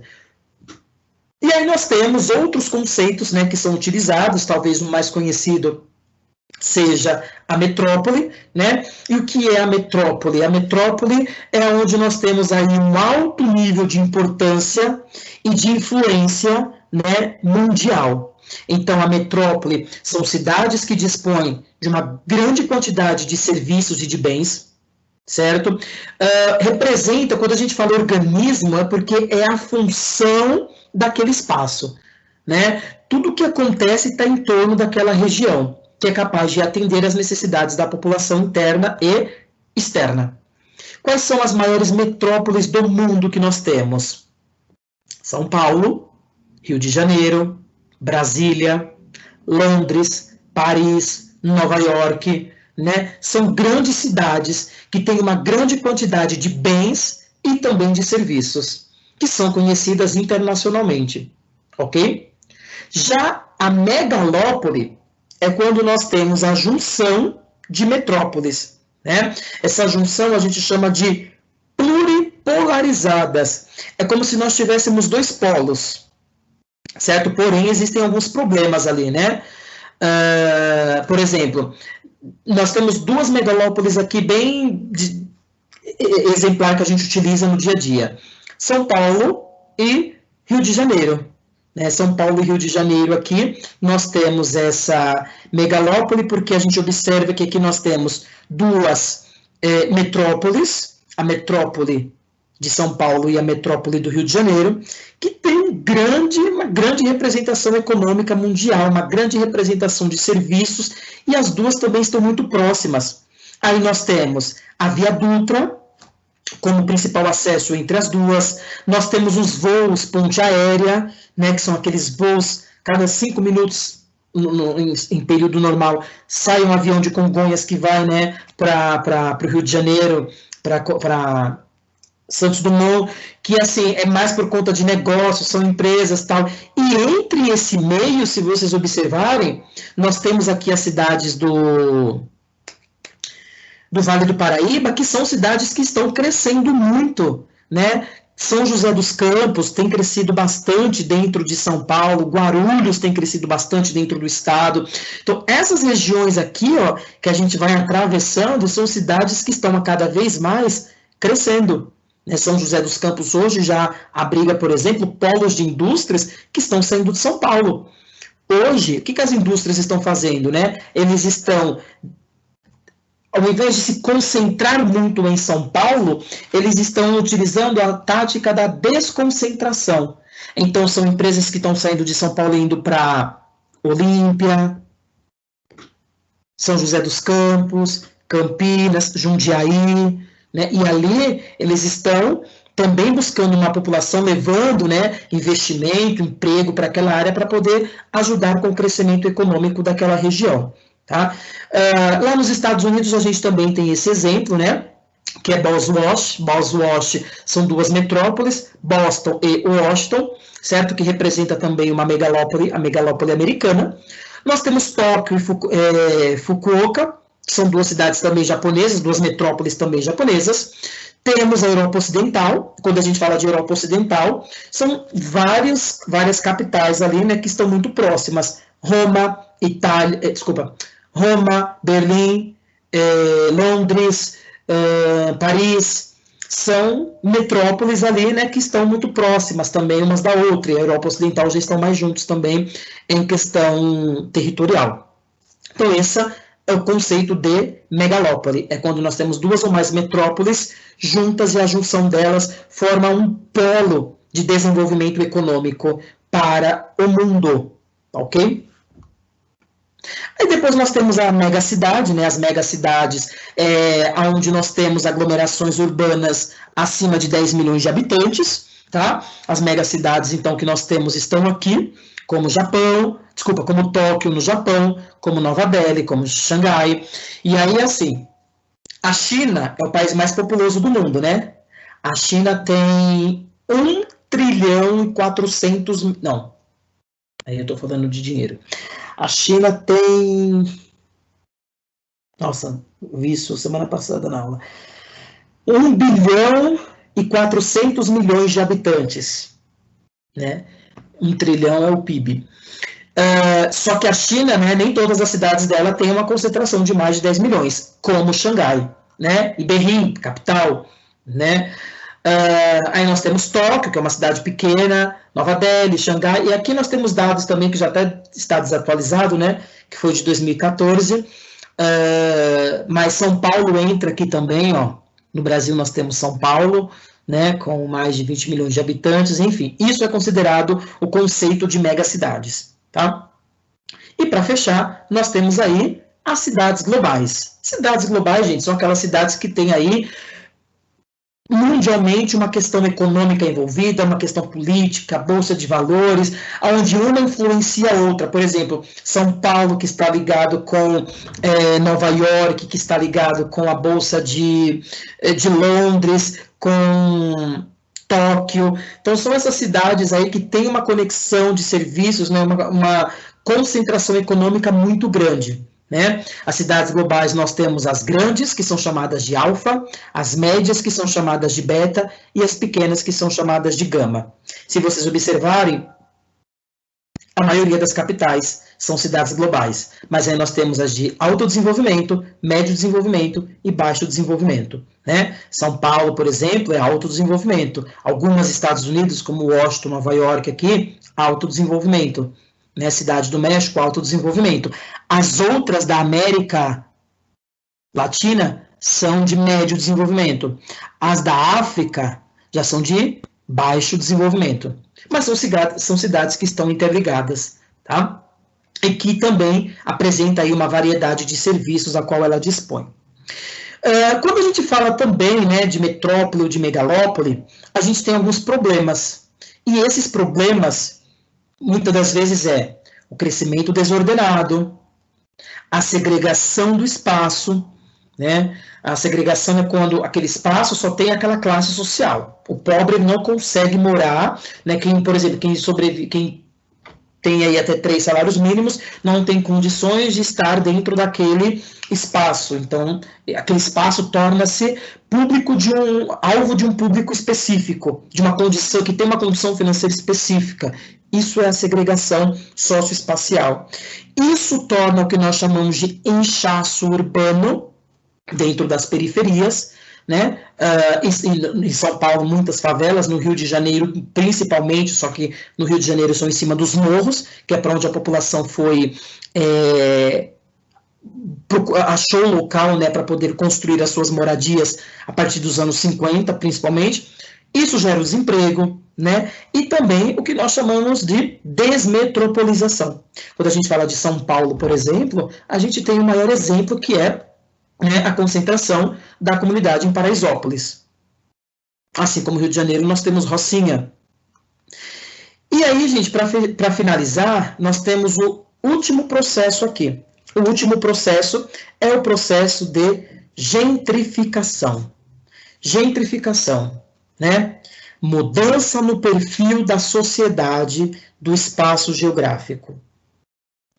Isso geralmente pode ser por uma iniciativa privada ou do poder público, né? Por exemplo, aqui nós temos uma foto da Zona Sul do Rio de Janeiro, né? Onde nós temos aí o bairro do Leblon, né? Um bairro na Zona Sul onde tem um certo poder aquisitivo, a concentração da população tem um certo poder aquisitivo, só que nós temos aí um outro público no Morro do Vidigal, né? Então, gentrificação é quando nós temos, né, o processo de transformação de uma região, né, de um centro urbano, certo? Aonde o objetivo seria sair a comunidade de baixa renda para entrar as camadas mais ricas. Já vimos isso em São Paulo, já vimos e vemos isso, né, a todo momento no Rio de Janeiro, tá? Para fechar esse processo de urbanização, o que nós temos também são as chamadas redes urbanas. Quando a gente fala de rede urbana, gente, é a relação e a conexão que uma cidade é capaz de estabelecer dentro do espaço geográfico. Qual é a rede urbana que São Paulo tem? A infraestrutura do transporte, metrô para todo lado, trem para todo lado, monotrilho chegando aonde a população mais precisa para se deslocar, né? A questão da comunicação, então, por exemplo, internet dentro da periferia, fibra ótica agora nos bairros mais afastados, trazer a ideia também de empresas para essas áreas onde tem uma população mais carente. Todo esse processo de infraestrutura para atender uma população de um local, nós chamamos de rede urbana dentro do processo de urbanização, tá? Então, geralmente, urbanização que é interessante a gente entender como que começa, onde, né? E aí a gente vai começar nos centros urbanos e está ligado à industrialização, certo? A conurbação, né, que aí é o crescimento de uma área horizontal, a ideia de metrópole, que tem um alto nível de importância e influência mundial, os problemas, né, porque a urbanização não tem só pontos positivos, mas também seus pontos negativos. E no Brasil, né, a gente tem um processo de gentrificação, processo de rede urbana, mas Brasil, por exemplo, a gente entende que quando começa a nossa urbanização, já começa na região sudeste, né? São Paulo e Rio de Janeiro já leva à frente disso daí, por receber muitos migrantes, pessoas de outras regiões do Brasil. Depois nós temos um grande problema no Centro-Oeste, no Sul, no Norte e no Nordeste. Então, na ordem falando, né, quais são as regiões mais urbanas do Brasil? Nós temos o Sudeste, nós temos o Sul, nós temos o Nordeste, depois o Norte, depois o Centro-Oeste, né, são essas regiões. São regiões que são mais intensas, áreas que são mais intensas, algumas sem planejamento, né, e muitas delas acabam sendo muito concentradas em uma parte, tá? E tudo isso no Brasil está relacionado com a questão da industrialização. E aí, só para voltarmos aqui, ó, nesse mapa aqui da internet, a gente não pode deixar de entender a seguinte situação. Existe a classificação da industrialização da seguinte forma. Nós temos a industrialização clássica. Clássica é o que vem primeiro. E é o que vai impulsionar outros. A industrialização clássica é na Europa, que pega a Inglaterra no século XVIII, Alemanha e França no XIX. Então, aqui é a representação da industrialização clássica. Ok? Depois nós temos a industrialização clássica do século XIX, que representa os Estados Unidos, certo? Que vai ter aí o seu desenvolvimento econômico. Depois nós temos a industrialização tardia. A industrialização tardia vai representar os países aí, né, que são os da América Latina, os da África e os da Ásia. Tá? Nós temos também os tigres asiáticos, que são regiões, vou mostrar aqui, os tigres asiáticos, que são regiões aqui, ó, como Coreia do Sul, Taiwan, Filipinas, Malásia, Singapura, Vietnã, Indonésia. Esses territórios aqui, né, são considerados tigres asiáticos porque eles cresceram muito nos anos 70 e nos anos 80 com industrialização por ajuda da China e com ajuda também do Japão nessa área, tá bom?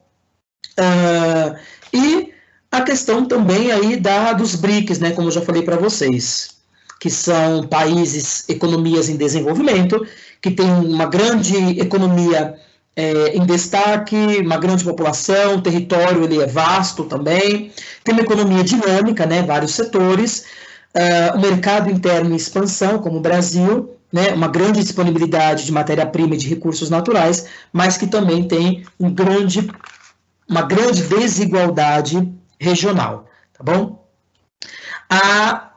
Continente americano, gente, eu estou lá em Marte. O continente americano, ele começa o seu processo de industrialização nos anos 30, né, principalmente como destaque o Brasil, com a substituição de importações. Né? Então, a partir de 1930 para frente, nós temos aí o chamado desenvolvimentismo, que é quando o Estado passa a investir no desenvolvimento industrial do país. E aí, lembrando que a América Latina, a gente tem 3 períodos para fechar essa aula. A América Latina ela tem 3 períodos. Primeiro período, antes de 1930, a América Latina era um país, a América Latina era uma região, né, um continente totalmente agrícola. O que era exportado? Minérios e produtos agrícolas. Café, algodão, minério de ferro, isso.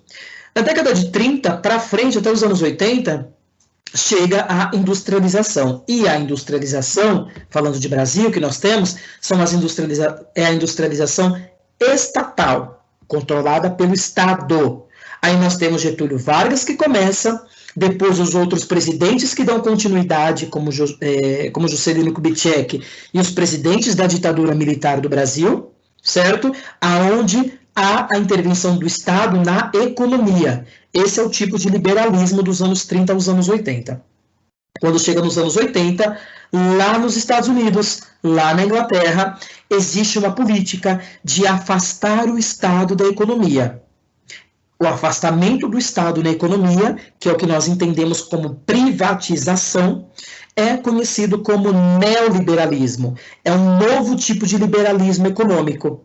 Então, aquele liberalismo que veio dos anos 30 até os anos 80, que era representado pela intervenção do Estado na economia, a partir dos anos 80, vai ser representado pelo afastamento do Estado, do governo na economia. Substitui as estatais pelas privadas, pelas privatizações. E aí o Brasil entra nesse embalo nos anos 90 por uma questão política.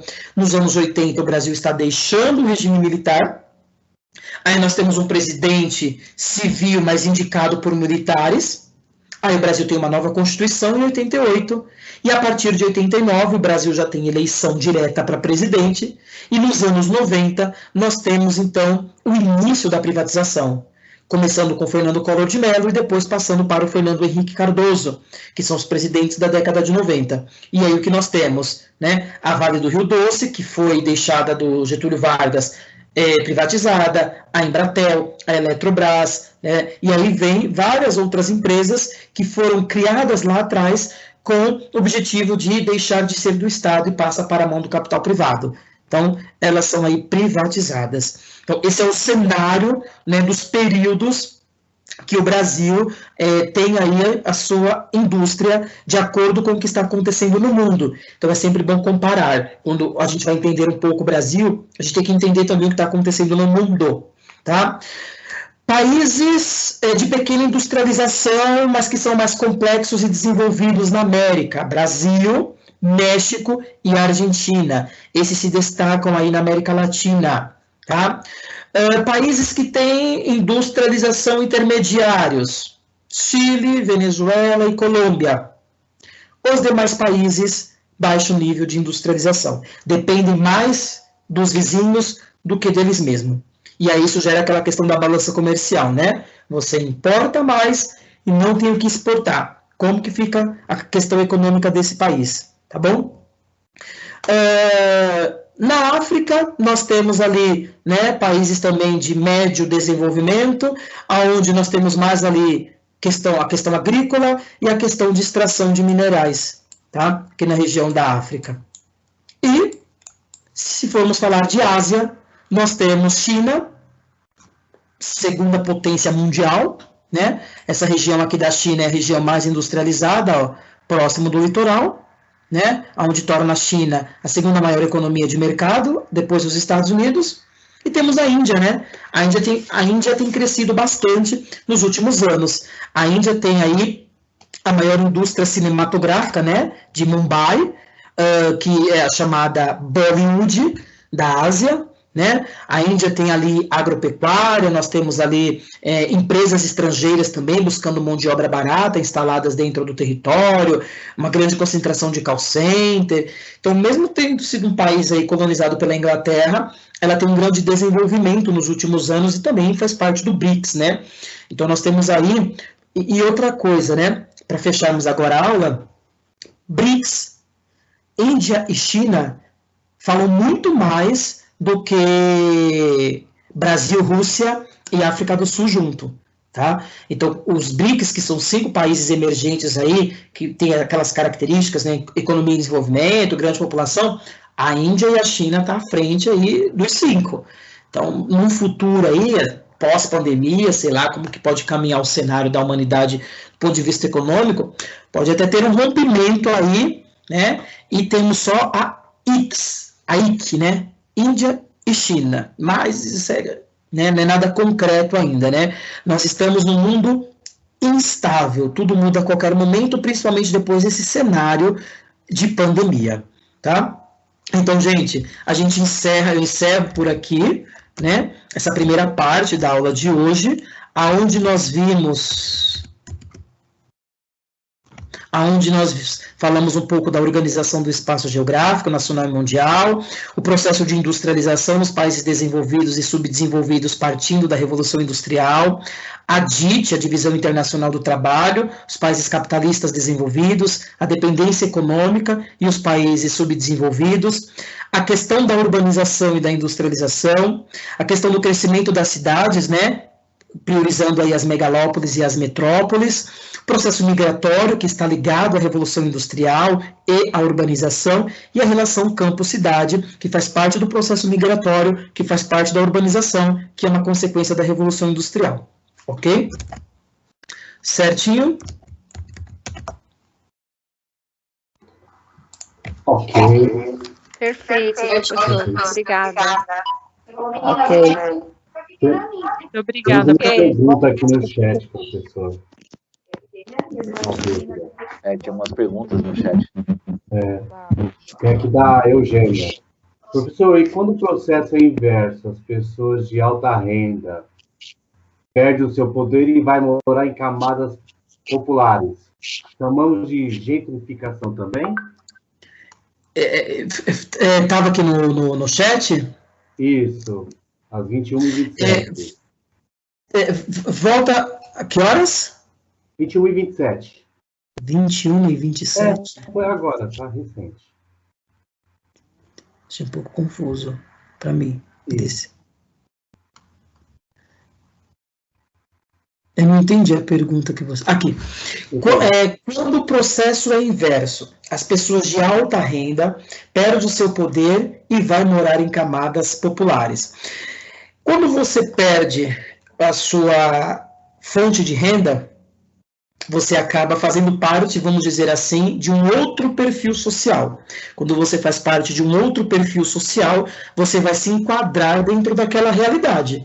Então, você também está dentro do processo de gentrificação, porque você não está mais inserido, porque quem classifica isso, né, é o próprio ser humano. Eu sou classe média, eu sou classe alta, eu sou classe baixa.